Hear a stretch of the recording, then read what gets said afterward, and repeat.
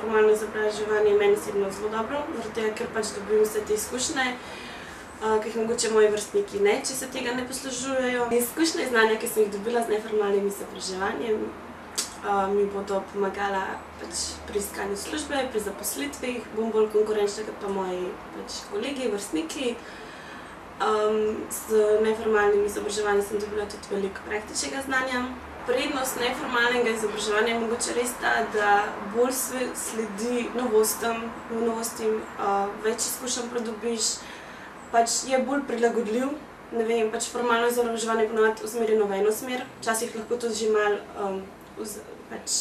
zastarelo, ni tako korak s časom. Neformalno izobraževanje absolutno priporočam vsakomur.